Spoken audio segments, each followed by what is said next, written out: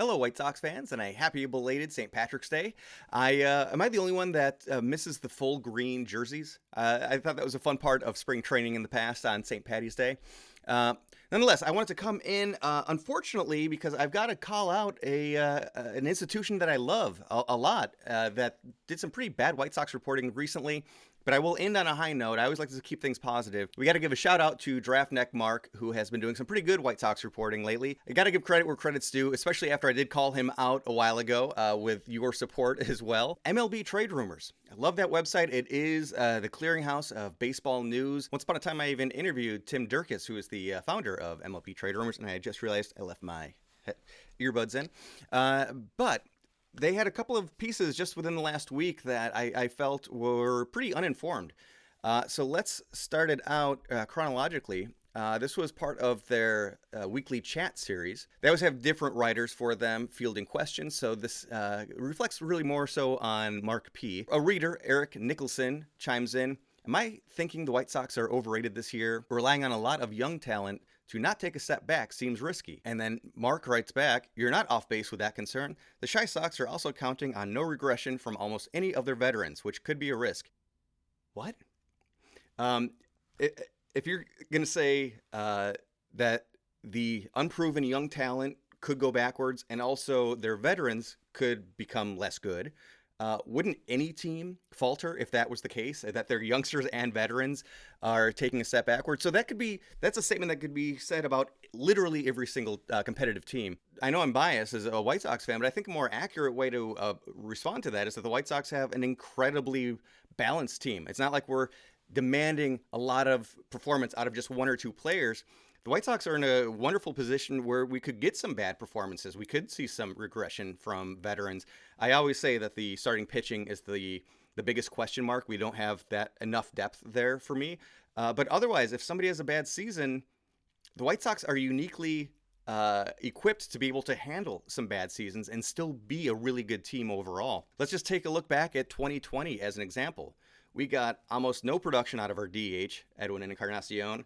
Nomar Mazara was an absolute black hole out in right field.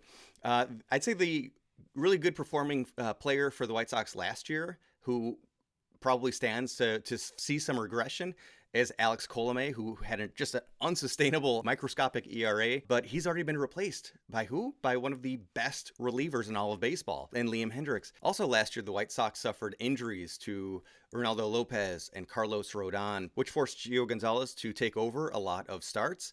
And he did kind of serviceable, but he was certainly not great. He was fine as a fill-in. We had our opening day second baseman, Leury Garcia, go down with an injury, only to be replaced by Nick Madrigal, who then also went down with an injury, which forced Danny Mendick to come in, and he also did a fine job as a fill-in, keeping the place warm for Nick to come back from injury. We also had one of our stars, Luis Robert, go down with, not even go down, but he had a bad stretch.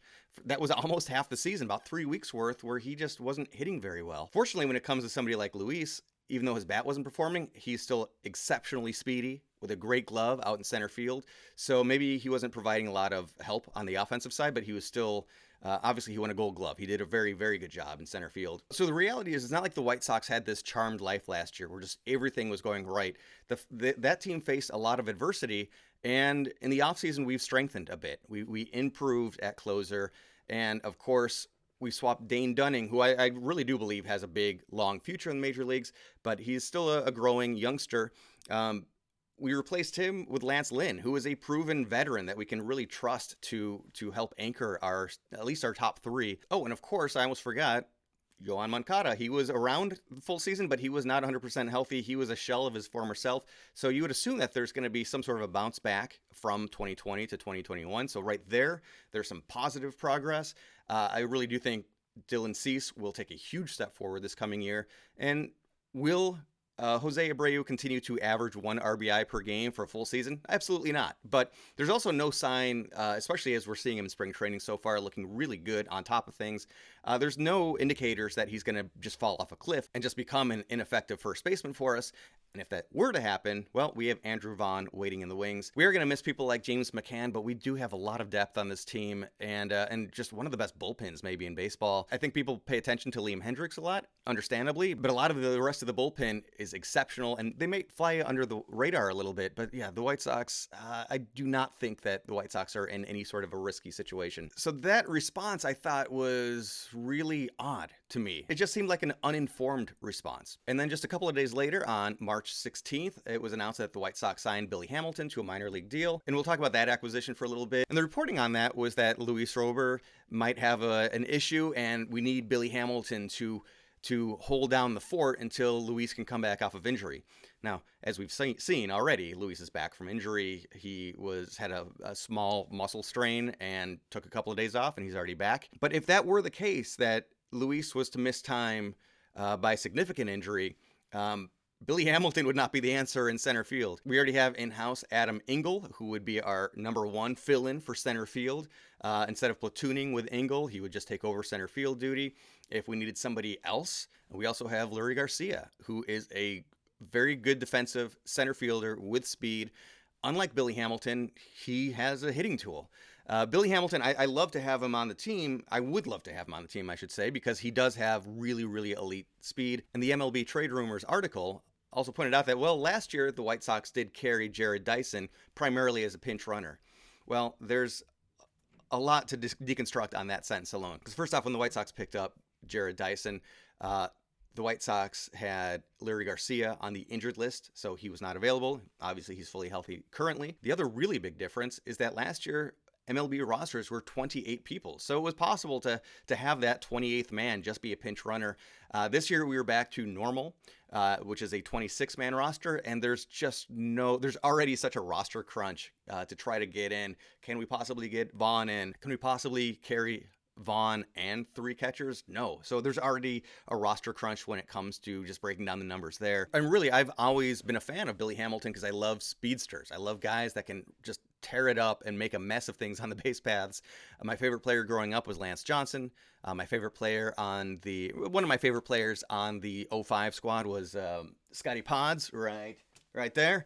So I love the speed guys, and I love that the White Sox are such a speedy team with Luis Robert, with Tim Anderson, and Adam Engel, of course. There's a lot of speed on this team. And if we had a 28-man roster, I'd be totally up for having Billy Hamilton on board as our just pinch runner for extra innings games. But we don't have that luxury. So the Hamilton signing, minor league deal, it is, I think, just for some extra depth. But Billy Hamilton is so far down on our depth chart that there's just about no way he breaks camp with the Sox. Before I get into DraftNeck, Mark, I will just mention that this weekend I will have another spring training update, which is fun because there's been some really big highlights to talk about. Adam Engel, wow, he just went nuts yesterday. And we've seen more of our starting pitchers. Some good news, some bad news, some more minor injuries here. Me from just a little bit in the future. As soon as I finished recording, I saw it pop up on my newsfeed that Jimmy Cordero just went down. He needed Tommy John surgery, which means he'll probably be out for the next year and a half. He meant a lot to the White Sox bullpen. He pitched in half the games last year, so he will be missed. We do have a huge, strong bullpen all around, so we should be able to make up those innings, but still, anytime you lose somebody that you rely on a lot, it hurts. It's going to hurt the team. That said, just get well, Jimmy. We will talk more about this in the upcoming video where I do the next spring training check-in. And, all right, well, back to what I was saying just a second. So, DraftNeck Mark, we did call him out a little bit when we did a video at the beginning of me doing all these videos. Does he undervalue the White Sox? Mark came over, he saw it, he commented on the video as well. Since that video came out, I think we may have taught him a thing or two. And I say that with, again, respect as always. First off, he finally finished his rankings of all MLB players by position. He plays Liam Hendriks, number 2.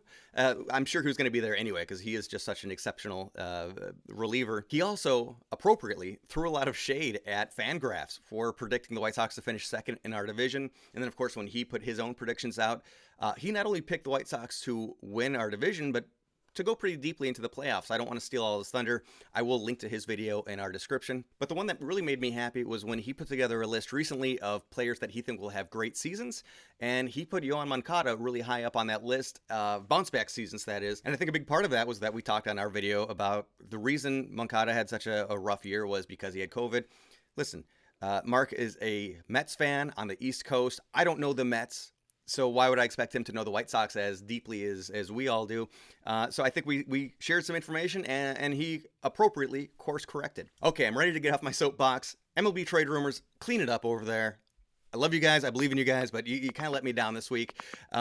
We will get back to more normal videos. Spring training update coming up. We're going to take a look at your bold predictions for the year, which were so much fun to go through. If anybody has any last minute ones that they want to add, bold, crazy predictions for the upcoming season as it relates to anything in baseball, not just the White Sox, but probably especially the White Sox. MLB.com has released their top 30 prospects in the White Sox organization. We're going to be taking a deeper look at that ranking as well.